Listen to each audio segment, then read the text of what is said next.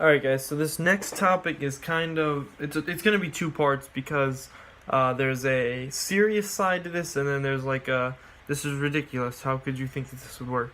So this is ionization. So if you don't know what ionization is, basically, well, in everyday terms, you know, ionized air would be like O3, you know, it's like you could smell electricity in the air, like ionized.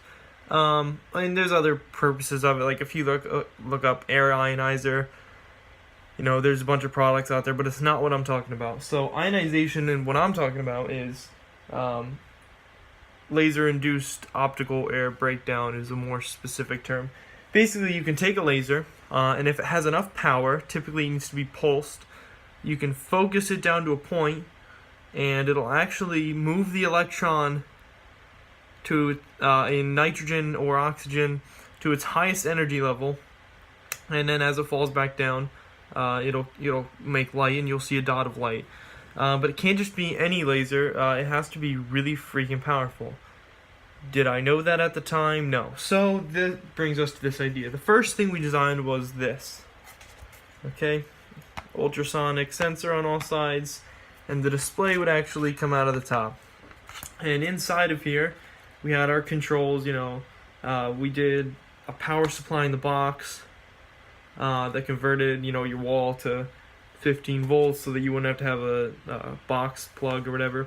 You know, the fan, Arduino, laser galvo control that would come out the top.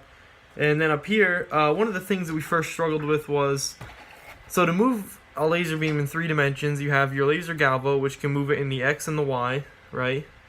But then you need to move it in the Z dimension, and that we would need a lens that would expand and contract.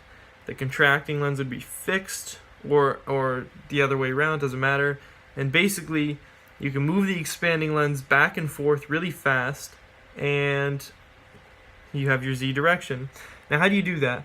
So you can use a linear actuator, but if you ever look up a linear actuator or contact people, they're like $600, and that's just ridiculous. And I don't think I have mine here. I tried looking for it before, but I couldn't find it. But I actually bought a resistor that actually showed the resistance on like a moving thing, and it actually moved extremely fast. So basically, I can plug in a resistance value from 0 to 100 kilo ohms, and it would move the little slider on it to a new point. And let me just see if I can find it quick.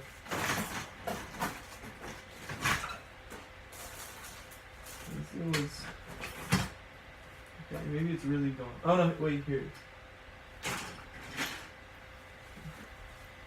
Okay, so this is 0 and this is 100, let's say.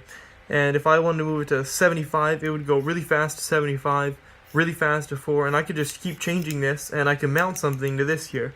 Very cheap, only $15, and it worked. But we didn't like this design. We actually called it Project Sonos because the place where we worked always had a Sonos speaker, and it was so sleek and nice that's what we wanted it to be looking like. But then we thought, why can't we get it, like, who wants a box like this? I mean, it's pretty cool, but that's when we started 3D printing stuff again, and we moved on to this design.